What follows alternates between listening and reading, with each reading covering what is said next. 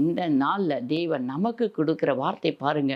நானே உன் பரிகாரியாகிய கர்த்தர் என்று சொல்கிறார். அவர்தான் நமக்கு பரிகாரி என்று சொல்லி நாம் முதலாவது விசுவாசிக்க வேண்டும். எவ்வளோ வியாதிகள், கொடிய வியாதிகள்லாம் கூட இருந்திருக்கலாம். ஏன்னா நம்ம பார்க்கும்பொழுது கர்த்தராகிய இயேசு கிறிஸ்துவிடத்துல எவ்வளவோ கொடிய வியாதி பிடித்த ஜனங்கள் எல்லாரும் வந்தார்கள்.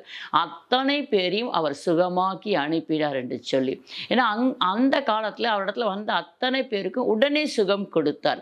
ஆனா இப்பொழுது கொஞ்சம் காலம் தாமதிக்கலாம். நிறைய ஐயோ நான் பெரிய வியாதியில் இருக்கிறேன், பெரிய வலி வேதனையில் இருக்கிறேன், இந்த வழியிலேருந்து என்னால் ஒன்றும் செய்ய முடியலன்னு நம்ம இன்னைக்கு தவித்து கொண்டிருப்போம். ஆனால் ஆண்டவர் பொறுமையாக இருக்கிறாரே, மௌனமாக இருக்கிறாரே, சும்மா இருக்கிறாரேன்னு சொல்லி நம்ம கலங்குவோம். பிரியமான தேவச்சனே, நானே உன் பரிகாரியாகிய கர்த்தர், நான் உனக்கு செய்வேன், நீ விசுவாசித்து அமைதியிலார். வலி தாங்க முடியலன்னு சொன்னால் அந்த வலியோடு நீர் அவரை நோக்கிப்பார். நிச்சயமாக சுகம் கொடுக்க அவரால் முடியும்.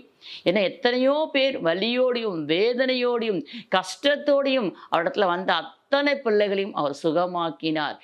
இன்று போய் நாளைக்கு வாங்கப்பா நான் உங்களை சுகமாக்குறேன்னு ஒரு இடத்துலையும் அவர் சொல்லவில்லை. அதே போல இந்த வியாதியை என்னால் குணமாக்க முடியாதுன்னு அவர் யாரையும் புறம்பே தள்ளவும் இல்லை.